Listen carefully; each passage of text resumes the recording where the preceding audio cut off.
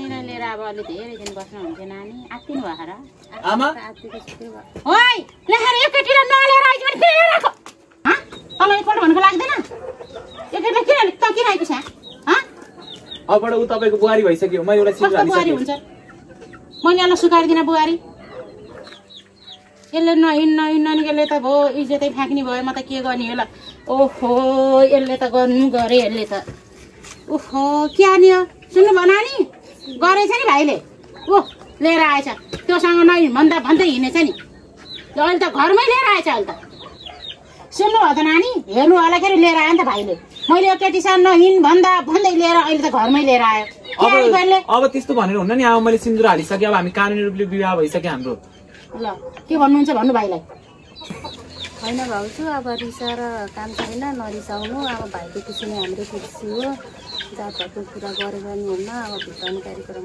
खै म त केही पनि जान्दिनँ यसले नगर भन्ने कुरा गर्छ म त केही नि जाने छैन कान्छ आमा रिसाउनु भयो मलाई त डर लाग्यो केही नि हुन्न मेरो आमा सम्झाउँछु हिँड खै कुरा पनि के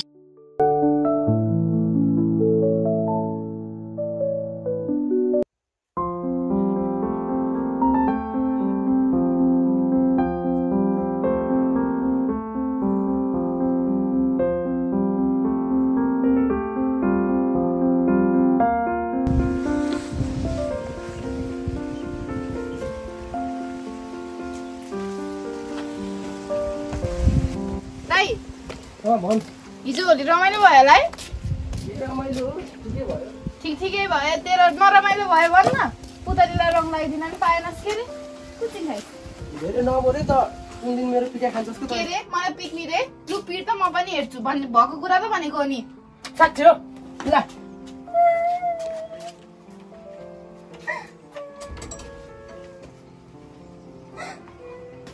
तल त मलाई मारि गर्दैन आच्छी त रोको यति ठुलो भएर नरन सानी सबै मेरो लागि त हो तेरो लागि म हो के रे मैले माया गर्दैन तँलाई ए लाटी संसारमा सबैभन्दा बढी माया तँलाई गर्छु के नरु अब बच्चा चाहिँ आइज यहाँ भयो भगवान फेरि कति जाने अब मलाई पिट्नु पिटिस के रे अब म जान्छु खेल्न खाना पकाएर राख अब म भरे एकछिन के फकाएको फुरुकै भएर हिँड्न लाइफ है गाउँ चल्न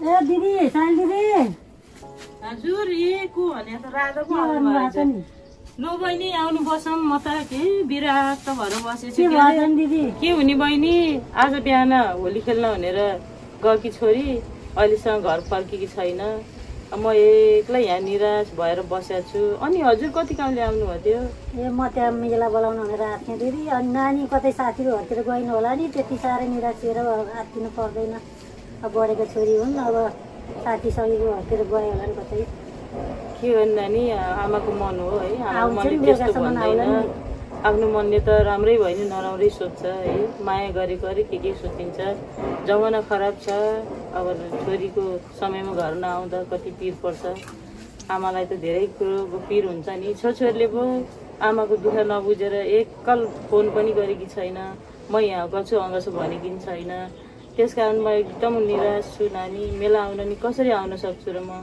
मनमा धेरै पिरको भारी बोकेर म मेला आउन सक्दिनँ होला नानी नआत्तिन त नि अब नसकिन आउनु होला अब नानी आउँथिन होला नि बेलुकासम्म पिर नगर्नु त्यही त नि अब यसो गाउँतिर बुझ्दै जान्छु साथीभाइ कहाँ कसै कहाँ छ कि सम्झेर है आफ्नो आमालाई कति पिर पर्यो होला भन्ने नबुझिदिने अहिलेको बच्चाहरू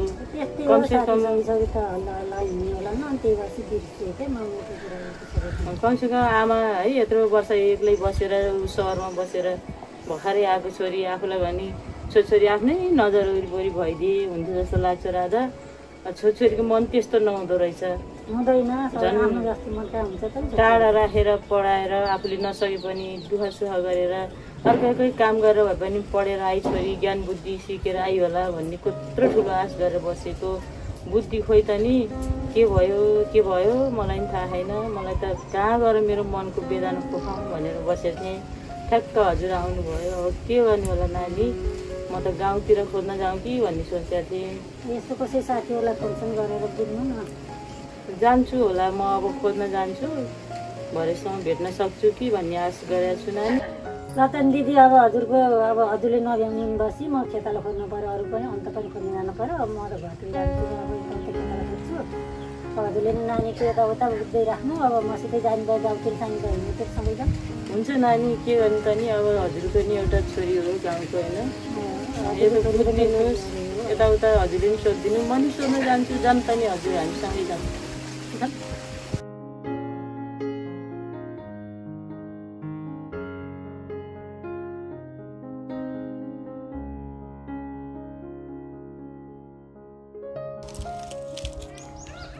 होइन यो छोरीले के गरेकी होला, सहरपट्टि आएपछि सुख दिन्छे भनेको, झन् कता गई मलाई पो पिर बनायो है यो छोरीले। ओ साइल दिदी कता हिँड्नुभयो हजुर? छोरीलाई खोज्न हिँडेको कि नानी, म त छोरी बिहानैबाट गएकी हो। छोरी कहाँ गइन् त? होली खेल्न भनेर निस्केकी, अहिलेसम्म आइसकेन। म त गाउँतिर हजुरको घरतिर सबैतिर बुझौँ भनेर आएको। हाम्रो घरतिर त गई छैनन्, अन्त पुग्न पर्यो, खोज्न पर्यो। बढेकी छोरी हुर्केकी छोरी जमाना पनि खराब छ। नरुनु साइल दिदी, नरुनु त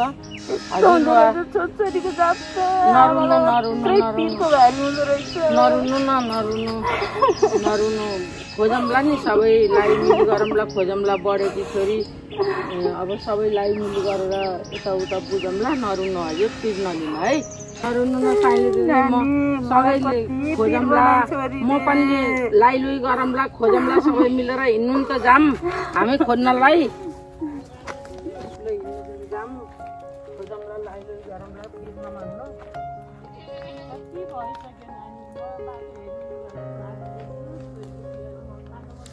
साइली दिदी जाऊँ तलतिर, मगर नानीको घरतिर खोजौँ बुझौँ। त्यता गएपछि कहीँ थाहा पाइएला, कसैले केही भन्लान्, कुरा गर्लान्। हुन्छ नानी। कति फोहोर भयो यता पनि।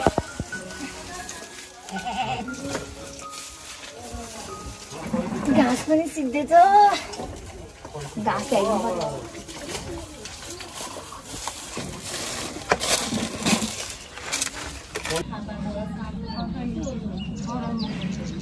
मगर नानीलाई सोधौँ के अरे, नाच्दिनु। मगर नानी, कता हुनुहुन्छ नानी?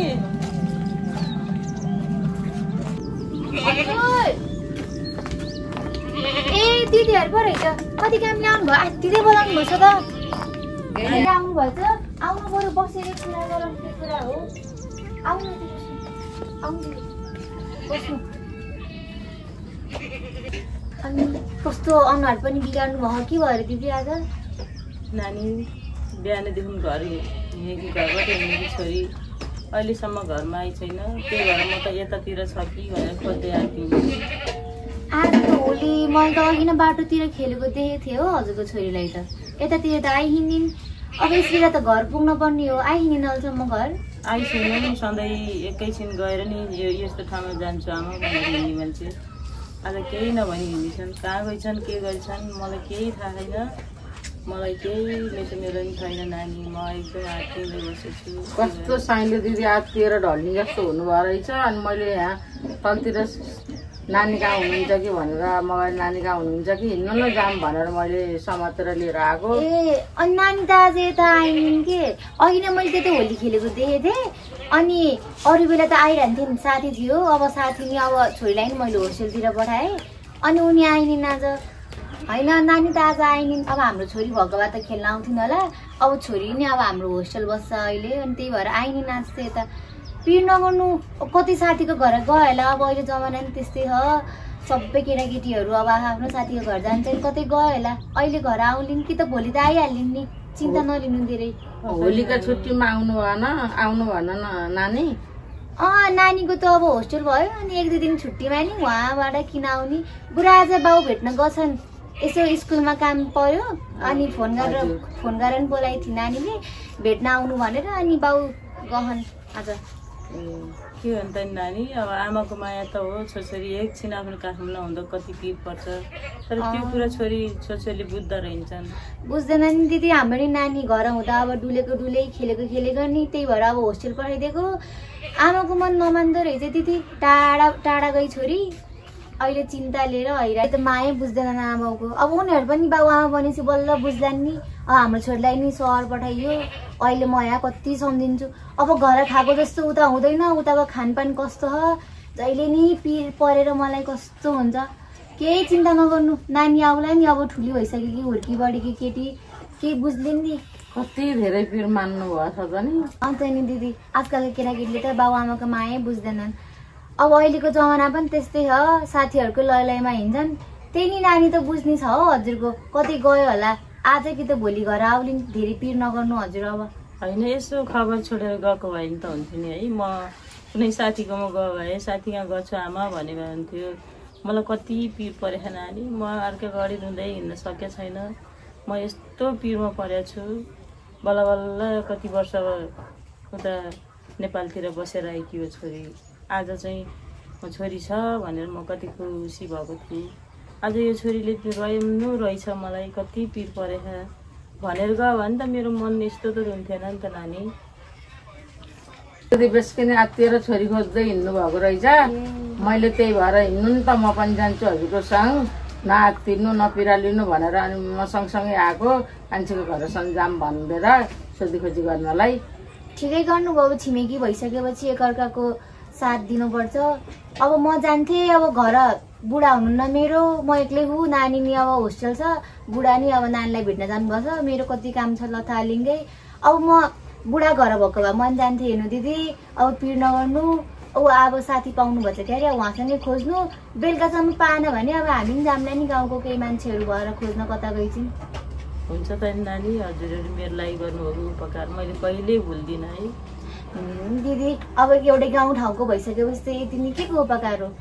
ल म पनि काम छ, अब हजुर पनि नानीलाई खोज्न जानु है। त नि नानी, बस्नु त नि अब हामी यताउता बुझ्छौँ होइन। अनि हजुरले पनि यसो बुझिदिनुहोस्, म केही पर्यो भने हजुरलाई फेरि दिन्छु है। के को दुःख एउटै गाउँको पनि। ल म काम सकेर पुरै यताउति बुझिदिन्छु नि दिदी। ल हुन्छ। ल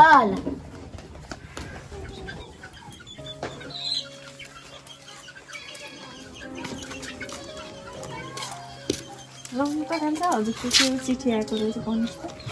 के रहेछ त नि?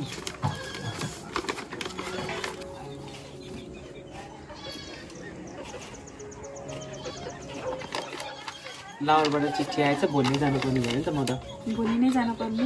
भोलि नै जानुपर्ने भयो, नत्र त नामै काट्छु भन्ने कुरा छ। जानु पर्यो। आएको भन्दा नि 3-4 दिन बढी भइसक्यो। म छुट्टी दिँदा भन्दा बढी बसिरहेँ। नगए नि भन्नु र? त्यस्तो भनेर हुँदैन नि, म नगए त कसले घर हेर्नु, गएर कमाउनु पर्यो, परिवार पाल्नु परेन। त्यसो भए अब आमालाई पनि भन्नु पर्यो, भोलि चाहिँ तयारी गर्नु पर्यो। चाम्बुरुको आमा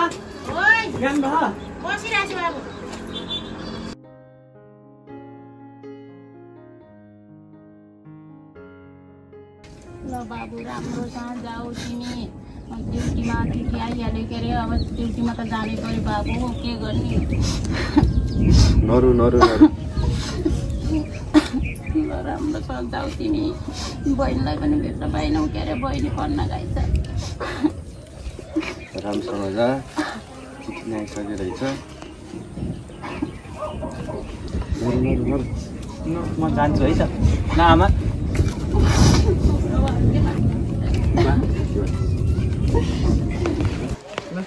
जान्छु राम्रोसँग बस्नुहोस् है त। राम्रोसँग जाऊ है बाबु।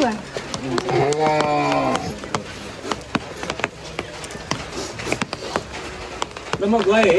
ल राम्रोसँग जा छोरा।